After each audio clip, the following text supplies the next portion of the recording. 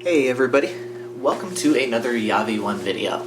And in this video we're going to go over the app itself, and for those of you guys who are pretty new to the app and just getting started, we're going to go over the basics, including what the different buttons do, how the alerts show up on the screen, and just kind of a high-level overview of the different menus and settings so that you get comfortable with the basics and you can start diving in a little bit more to configure things the way that you want once you're comfortable with what's available and where the different settings are.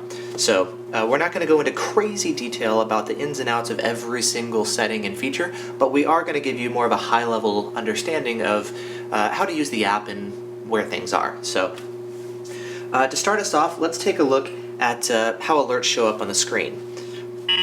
So when we get an alert, there are a couple different ways that we can get the alert to show up. That V1 screen there is basically going to mirror what we're seeing on the V1 itself. So when we get alerts, they'll show up right there. 34-7. And you'll see, the arrows, the bogey counter, the strength, all that stuff will show up there. So we've got that. So that's the alert presentation. You can also, or that's the V1 presentation. You can also get multiple alerts that will show up like this. 34-7. And so as you're getting multiple alerts, you'll be able to see them all simultaneously, including the band, the frequency, the signal strength, and the directions right there. So really handy. Once you start locking out signals and ignoring them, if you want, you can put them on or you can hide them from showing up here at all.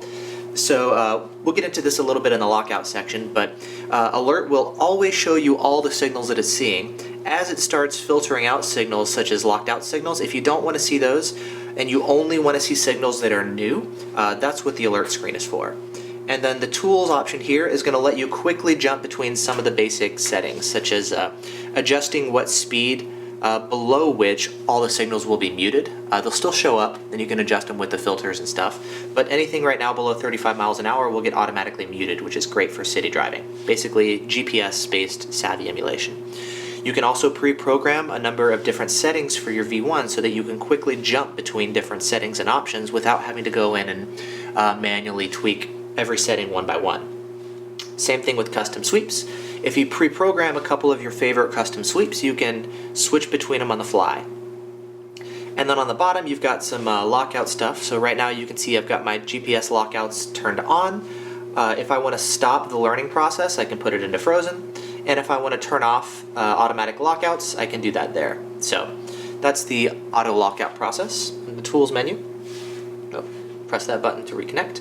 And then right here, of course, as you can see, we've got our alerts the way they're going to be presented. Will show up right there. Right here in yellow, we've got two things. This right here is going to tell me which profile I have loaded up for my Valentine 1 settings. And underneath there, it's going to tell me what profile I have loaded for my custom sweeps. Here at the bottom, we've got a GPS icon. When this is green, I've got a GPS lock, and it's going to be able to show me my GPS speed and my GPS-based auto lockouts and low speed muting. It's all going to work. If this goes red, it's because I don't have a GPS lock, such as if I'm in an underground parking tunnel, if I'm or driving in a tunnel, that kind of stuff, or parking garage. When I lose GPS lock, I'll see that turn red. If I'm hooked up to a physical savvy, I'll get my speed showed up here, and this will actually say savvy. If not, the speed goes away. Right here you can see the S.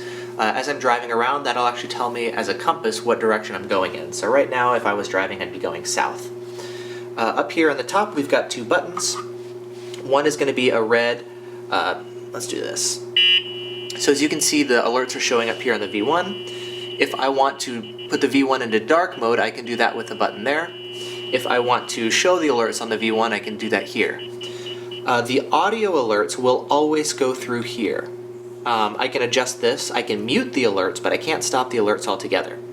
I also can't select only, non-locked out alerts. So like the filter view here, for example, if I lock out a signal, let's go ahead and do this. We're going to get to this in a second. But you can see I've locked out this signal, so it's got a background. It's showing up as different. If I go into the filter view, it'll hide it.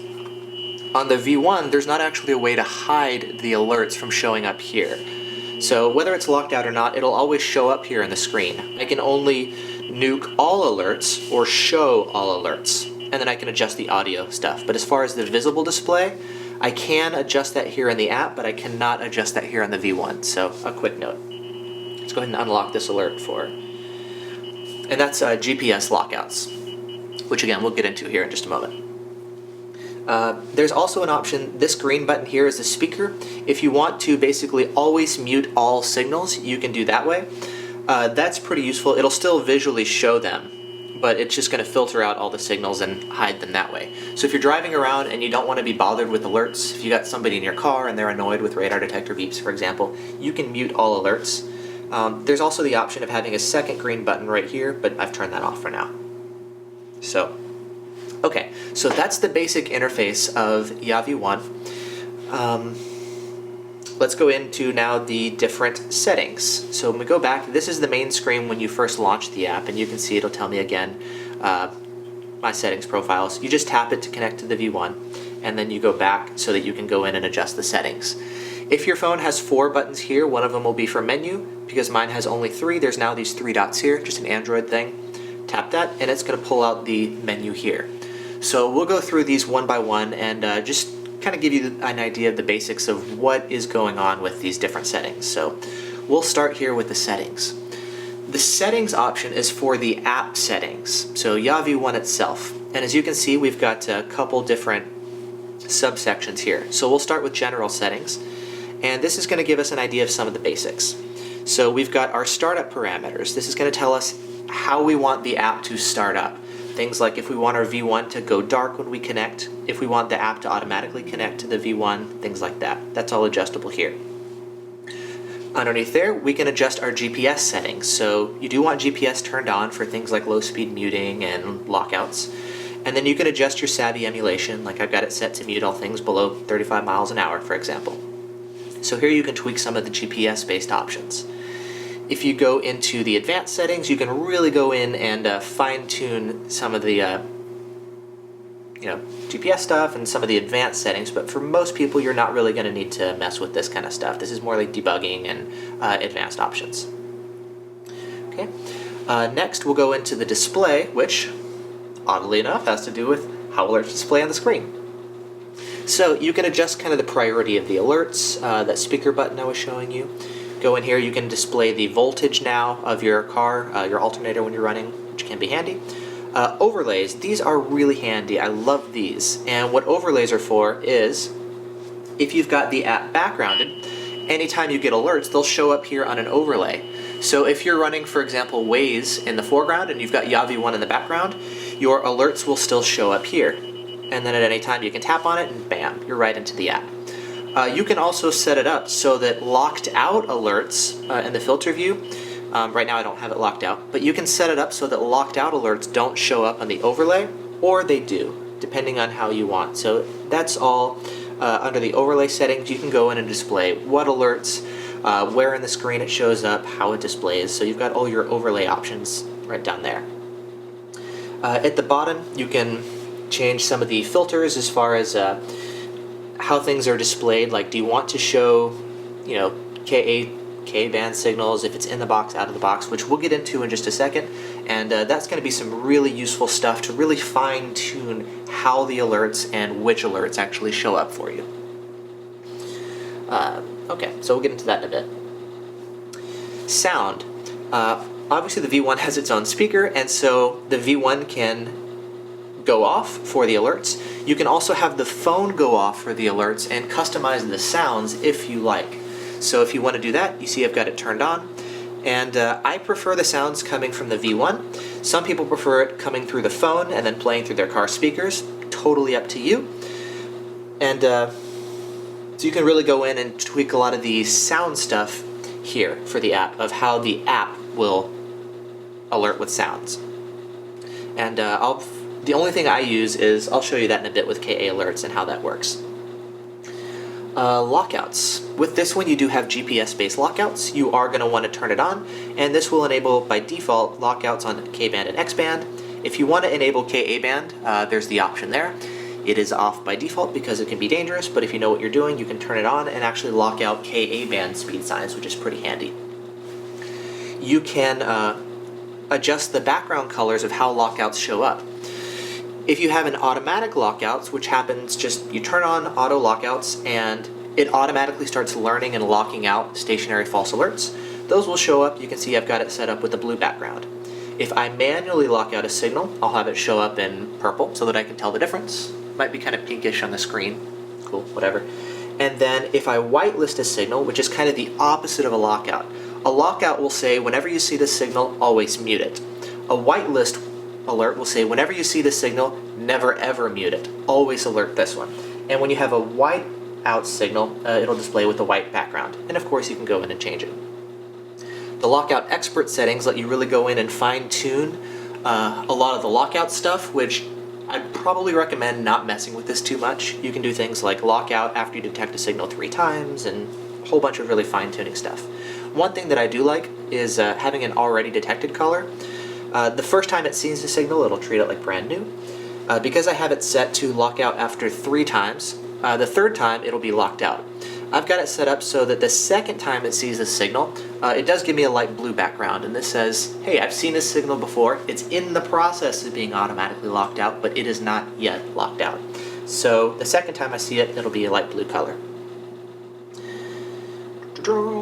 So that's your lockout settings. You can also adjust the muting parameters. So if you want to mute the lockouts, you do have to enable this option. So you're going to need like lockouts turned on, GPS turned on, and mute lockouts. You can also go in and mute signals that are inside or out of the outside of the boxes. So you'll see here, for example, I've got it set up to mute any KA signals outside of my boxes which I've set up. And we'll go ahead and go into boxes next so that you can understand why that matters. So let's go into frequency boxes. So the idea behind boxes is you're going to say, I've got turned on, let's go into a KA box that I've got set up. So for example, any signal that is inside of this frequency range, I can make it show up in a particular color, and I can change what audio alert it has. I have preloaded some audio files as ringtones basically, so it can choose any of these ringtones. And what's cool about that is, let's take a look at my 34.7. So this is my 34.7 alert, and it basically says any signals between this frequency range, I want the phone to play my 34.7 ringtone, which sounds like this. 34.7. Hopefully you can hear that over my V1, but announces 34.7. So I can have it visually or audibly speak 33.8, 34.7, or 35.5. So if you want to fine tune your audio settings, that's where you'd do that. It would be under your boxes. I also have it set up, if you take a look at my 33.8 alert, remember how I was showing you it's going to mute any KA signals outside of my boxes? Well, I've got a couple boxes set up, and the one here for 33.8 is going to do my 33.8 for anything between this frequency range. Anything below 33.7, because I had set it up to mute stuff outside of the box, something that's like 33.5 or 33.6, for example, those are likely going to be Cobra falses, and I have it set up to automatically mute those signals so it's not going to go off on Cobra falses, which is really, really handy. So because with the V1, when it's segmented, I automatically have to have 33.8 and below turned on, this is going to help me combat those Cobra falses. So, useful feature there. So those are your frequency boxes. One cool thing for K-band, you can set up boxes here for particular K-band ranges. So if you're getting a lot of K-band blind spot falses at like 23.7, 23.8, 23.9, you could set up a box for that and tell it to always mute anything within this frequency range. So that's an option there if you want to really go in and fine tune your muting options. So really, really powerful stuff here with the boxes. Alert logging. You can have YaV1 log every single alert that you see. If you turn it on, you can have it log laser, X-band, K-band, KA, etc. So as you're driving around, you can always go back and see the different signals that you've received. You can also adjust the colors the way that they show up. So laser, for example, will show up in red, KA will be this kind of pinkish color, K-band will be light pink, blah, blah, blah. So you can go in and we'll get to that here in just a moment. But when you go look through your logs, you can adjust how it shows up. You can also show your logs on Google Maps, which is really handy, and I'll show you that as well. This option here is going to let you tweak how the Google Maps logs show up once you display them on the map. Once you go in and you have set everything here the way you like it, you can back up all of your YaV1 settings so that you can go in and maybe tweak some stuff, and if you decide you don't like your new tweaks, you can go in and restore your old settings. We have also included a preset option. This is here to help people kind of get started. So as you can see, there's a lot of options here, and you may not necessarily know what you want to choose, how you should set up your options. So we've got a couple different presets here. So this will turn on your GPS, Savvy, and it will mute any signals below 35 miles an hour. This next one will do that, and it will also enable GPS auto lockouts. The next one will do both of those, plus it will enable your overlays to pop up on the screen when the app is backgrounded. And finally, this fourth setting here will do that, and it'll also give you some boxes, and it will mute anything outside of the boxes that you set up, similar to what I've got set up. It'll also give you some color backgrounds and cool stuff. These are hidden cam settings. You can see HC. So he's done a bunch of really cool stuff. A lot of you guys know him on the forums. Awesome guy, cool accent. And these are his recommended settings, which is why we've got it labeled here with HC. This is all here, again, like I said, just to make it easier. You can go in and choose some of the recommended presets and preload a lot of things so you don't have to go in and manually set every option. So that's an easy way to get started with the app there. So that is going to be here for the settings tab. That's the most in-depth one. A lot of the other ones here are going to be a lot less in-depth and just easier. So custom sweeps. If you want to go in and set custom sweeps in your V1, you can create new custom sweeps. You can push them into the app. You can tweak and fine-tune a lot of your sweeps. You can see here the way they're set up. These are the sweeps that I generally run, and they're posted all over the forums. You can set whatever you like. Once you get your favorite custom sweeps, you can back them up with the export option, and then you can also import them. So, handy there. Next, the V1 settings. A lot of the things that we've been doing so far are adjusting things in YaV1. The V1 itself also has some options that you can tweak, and these don't require any phone or any Bluetooth adapter. The V1 itself can be programmed. This is a way to make it easier for you to program everything in the V1. So you can go in here and you can turn on, laser, Ka band, X band, Ku. You can adjust the V1's muting parameters. You can turn TMF on and off. So all the stuff that's done in the V1, you can do it manually through the V1, or you can do it here through the app. You can also preset some profiles, which is really, really handy. So while you're driving, you don't have to go in and, adjust these settings. You'll see I've got some settings here for turning TMF on and off. So if I want it on to help with falsing or off to help with performance, I can do that on the fly. So I would just push this button here to push it, and bam, all of a sudden successfully written those settings, and now TMF is turned off. Now go back. And again, this is also, you can do it through the tools menu here, V1, and I can push TMF on. This is an easier way to do it on the fly while you're driving. And there you go, so we're up and running. Oh, one cool thing, I'm not sure if I mentioned it, it's kind of blanking out, but you can turn K-band on and off here. You can either press and hold on the V1, this button here, and it'll turn into little C mode or into big C mode by pressing and holding that, or you can also do it here through the V1. So turning K-band on and off. Little C is K-band off, big C is K-band on. So, useful there. Let's go back. And let's see, where were we? V1 settings. So, oh yeah, I've got some profiles. You can see turning X-band on and off. When I drive into a state where X-band is in use, I can just go in here and turn it on. When I'm back in states where it's not in use, I turn it off. Really easy. So, next, wired Savvy. If you have Savvy plugged into your car and you are running off that, you can go in and actually override the dial settings, and you can turn it on and off if you like. Because I'm sitting here in my living room, I don't have, it's not connected to Savvy, so it's not going to work right now. Lockouts. This is going to allow you not to actually tweak your lockout settings. Those were done under the YaV1 settings menu. This will allow you to back up all of your lockouts that it's automatically learned. You can reset and clear them out if you like, and restart. And then if you like, you can also restore your database that you've previously saved. So, pretty handy feature there. Next, logged alerts. So your logged alerts, as you're driving around, Like I mentioned, you can log all of your alerts, and they'll all show up here on the screen.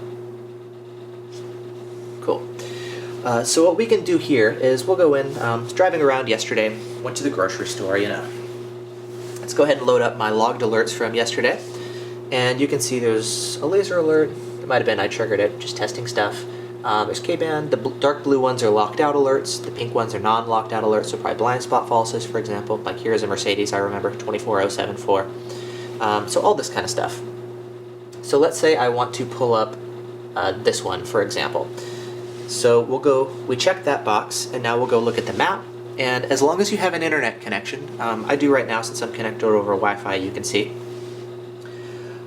This was a K-band speed sign, which was right over there. As I'm rounding the corner, V1 picks it up, and this will log at discrete intervals, which you can adjust what you were doing. So if I click on the first alert, you can see it was 24.189. I was doing 40 miles an hour when I first detected it.